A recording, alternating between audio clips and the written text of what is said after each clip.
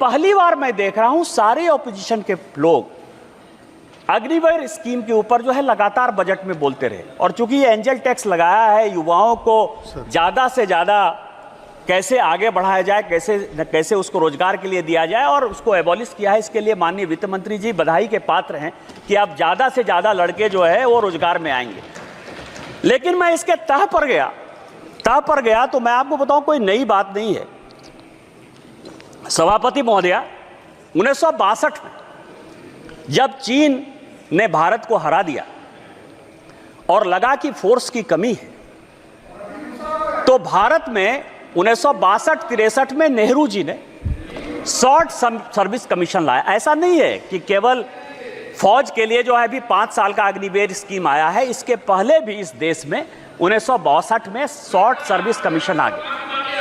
और short service commission के बारे में मैंने सारे डिबेट पार्लियामेंट के, लोकसभा, आपको मैं बताऊं कि जो अफसर ज्वाइन करते हैं उनकी नौकरी 5 साल से 10 साल होती है और अब वो 14 साल हो गई है। शॉर्ट सर्विस कमीशन में आज तक किसी पॉलिटिकल पार्टी ने लोकसभा या राज्यसभा में या सदन के बाहर कोई क्वेश्चन नहीं किया कि यह शॉर्ट सर्विस कमीशन क्यों होगा। सर्विस तो एक ही है ना। आर्मी में भी जो अफसर के ग्रेड के लोग हैं, एक ग्रेड ऐसा है जो परमानेंट चलता है, दूसरा ग्रेड ऐसा है जो शॉर्ट सर्विस कमीशन में 10 साल के लिए चलता है। किसी पॉलिटिकल पार्टी ने आज तक कोई क्वेश्चन नहीं किया। क्वेश्चन आज हो रहा है, और आज हो रहा है क्यों? करे कोई भरे कोई। मैं आपको बताऊं कि मैं ये 1992-93 का 92-93 का कमिटी ऑफ एस्टीमेट का रिपोर्ट लेकर आया हूं। यहां रिपोर्टें आती हैं, बनती हैं, चली जाती हैं। आपको आश्चर्य होगा सभापति महोदया कि 1966 में, ये पूरे सदन और पूरे देश को जानने वाली बात है, रिपोर्ट से लेकर आया हूं मैं, कोई भारत सरकार का कोई कागज लेकर नहीं आया हूं। 1966 में इंदिरा जी आर्मी के रिक्रूटमेंट पर सीलिंग लगा दी। ये सबके समय, और ये डिपोजिशन में सेक्रेटरी डिफेंस ने कमिटी ऑफ एस्टीमेट को हेड कांग्रेस पार्टी के मनोरंजन भक्त कर रहे थे, मैं नहीं कर रहा था। 66 में सीलिंग लग गई। सीलिंग लगने के बाद आप पूरे दुनिया को बताते हो कि हमारे यहां इतनी ही आर्मी रहेगी, इतनी ही नेवी रहेगी, इतनी ही एयरफोर्स रहेगी। आप सीलिंग लगा दो और आप हमको कहो कि अब इसका रिक्रूटमेंट कैसे होगा, आप यदि फोर्स को बढ़ाना चाहोगे।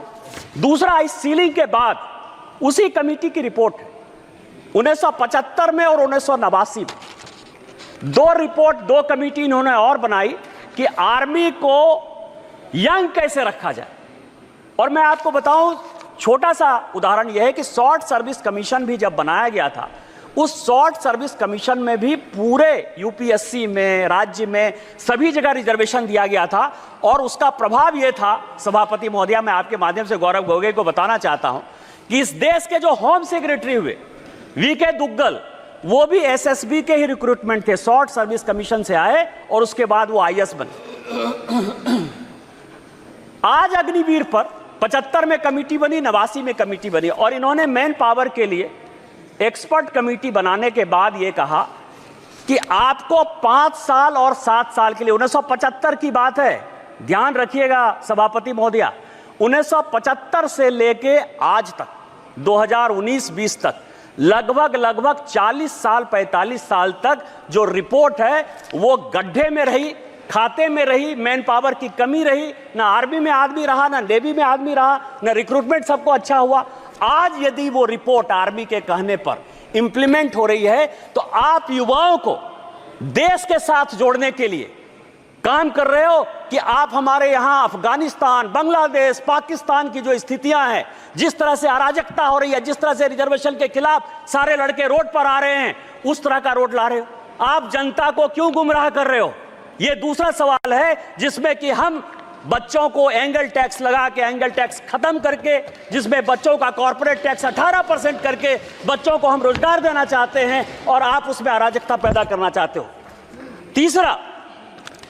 तीसरा जो इंपॉर्टेंट पॉइंट है कि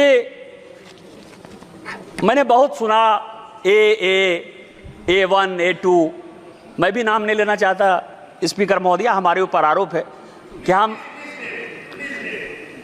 हम दो कॉरपोरेट को मदद करते हैं। आपको बताऊं कि माननीय प्रधानमंत्री जी और वित्त मंत्री जी के डीबीटी स्कीम के पहले भारत में 1952 से भी एक डीबीटी स्कीम था, लाइसेंस परमिट कोटा राज का डीबीटी स्कीम था। डी से डालमिया, बी से बिरला, टी से टाटा। यही तीन ऐसे लोग थे, उसमें बजाज को भी जोड़ लीजिए, चौथा डीबीबीटी यदि करना हो तो। जूता सिलाई से चंडी पाठ तक इन्हीं लोगों को करना था। कार वो बनाएंगे, अखबार वो चलाएंगे, सीमेंट वो चलाएंगे, स्टील वो चलाएंगे। हमारी जब सरकार आई वो तो ट्रांसपेरेंसी से काम कर रही है।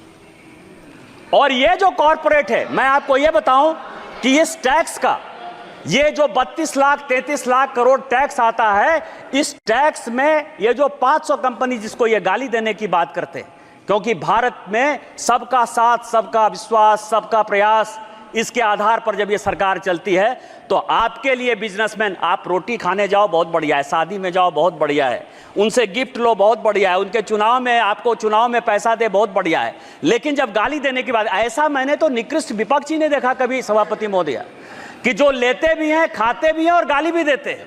हमारे लिए तो जैसे आम गरीब इंपॉर्टेंट है, वैसा ही दूसरा अमीर भी इंपॉर्टेंट है।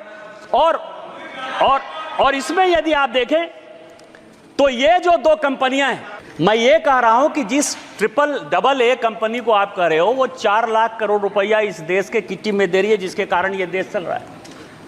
आप क्या चाहते हो? कंपनी बंद हो जाए? आप क्या चाहते हो? बैंकों ने जो लाखों लाख करोड़ के जो है आपकी तरह जो फोनो बैंकिंग में, वो बैंक बंद हो जाए? आप क्या चाहते हो कि आप चंदा भी खाओ, आप उनके शादी में भी जाओ और उसके बाद गाली देते रहो, चूंकि वो डिफेंड करने वाले नहीं है? तो आप जो है ये काम करो। इस देश का कौन ऐसा पॉलिटिशियन है जो अंबानी के शादी में नहीं गया? कौन ऐसा आदमी है? इनके पार्टी के जो महासचिव हैं प्रियंका गांधी, क्या वो शादी में नहीं गई? क्या बात कर रहे हो आप?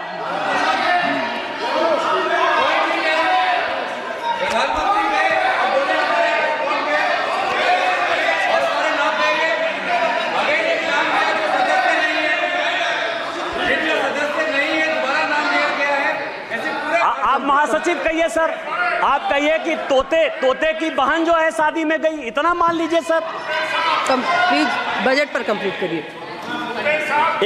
एक बयान हमने, ये फाइनेंस बिल में एक बड़ा अच्छा पार्ट आता है अध्यक्ष महोदया, पीएमएलए का।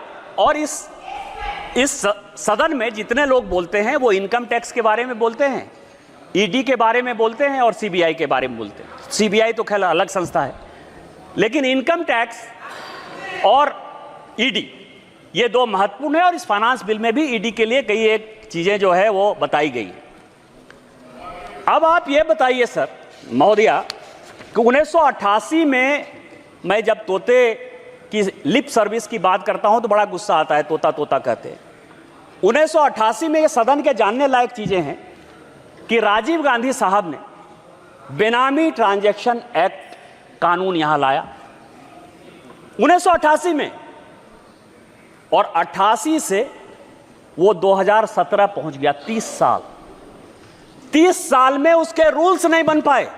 आप हमसे हिसाब लेते हो कि हमने किसको पकड़ा, किसको नहीं पकड़ा, कौन जेल गया, कहां ब्लैक मनी है, कहां व्हाइट मनी है। कभी अपने गिरेबान में झांका कि 88 में बेनामी ट्रांजैक्शन एक्ट, और उसके बाद आपकी सरकार रही 91 से 96 तक, 2004 से लेकर 2014 तक। ऐसा भी नहीं कर सकते हो कि हम सरकार में नहीं रहे। आप लागू नहीं कर पाए। आप किसको साथ दे रहे थे? वीके न्यूज, राष्ट्र के नाम।